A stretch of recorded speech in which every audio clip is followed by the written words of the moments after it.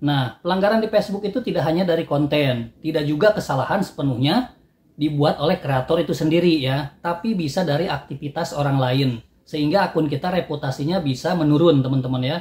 Jadi di sini saya akan ngasih tips agar kalian bisa terhindar dari yang namanya pelanggaran, serta reputasi akun kalian bisa aman.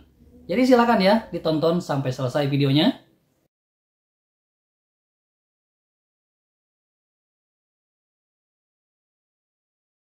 Oke teman-teman semua, balik lagi di channelnya Risman Official.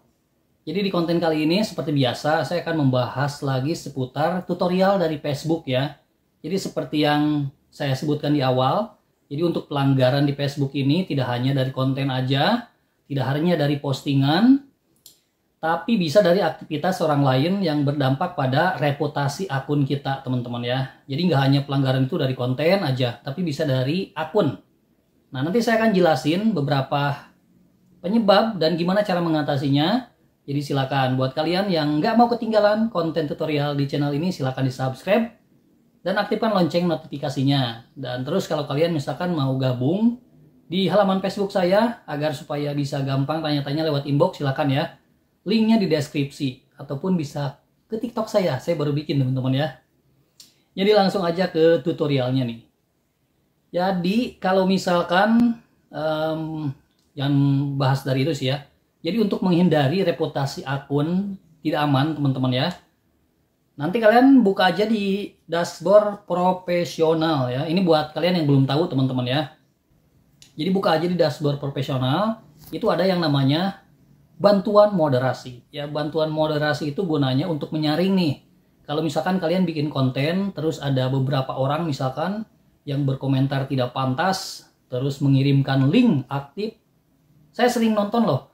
Kalau misalkan saya di beranda Facebook itu kadang suka ada yang bikin konten kayak potongan film, terus quote-quote seperti itu. Kadang di kolom komentarnya itu banyak sekali yang menempelkan link aktif dari, kalian mungkin tahulah link yang dilarang lah ya.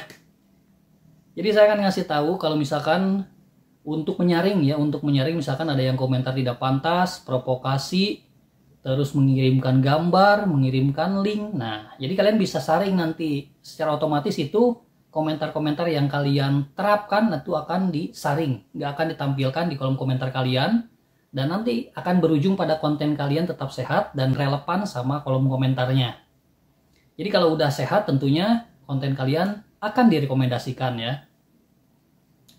Jadi nanti kalian buka aja dashboard profesional, terus cari aja yang namanya bantuan moderasi.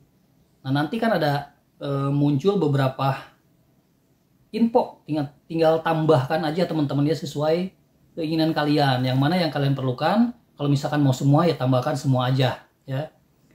Jadi di sini kan udah dijelasin nih kalau di Facebook teman-teman ya. Ini kalian bisa baca. Video di Facebook yang memiliki banyak komentar tidak pantas dapat berdampak pada kebijakan monetisasi. Yaitu pelanggaran pertama kali dapat dikenakan hukuman demonetisasi selama 90 hari serta video kalian itu mengalami penurunan ya. Jadi kan kita nggak tahu nih aktivitas dari orang-orang yang berkomentar, bisa jadi provokator ataupun mengirimkan link-link tautan yang tidak pantas ataupun berkomentar tidak pantas dengan bahasa yang kasar misalkan ya. Nah, jadi kalau kalian mengaktifkan moderasi bantuan tersebut itu nanti akan disaring dan akan disembunyikan lah istilahnya ya. Jadi buat kalian bisa aktifkan teman-teman ya.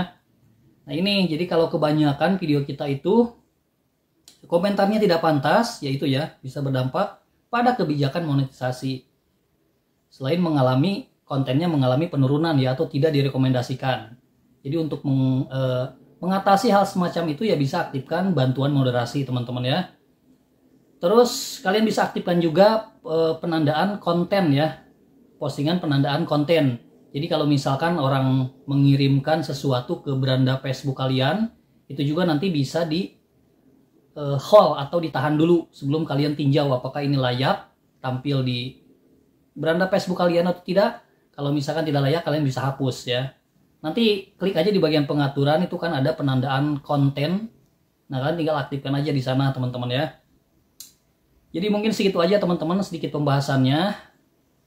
Jadi saya jelasin lagi, untuk sebagian pelanggaran itu kan gak hanya dari konten, kalau di Facebook ya, gak hanya dari konten, gak hanya dari postingan, gak hanya dari gambar, tapi dari orang yang berkomentar, sehingga reputasi akun atau konten kalian itu mengalami penurunan.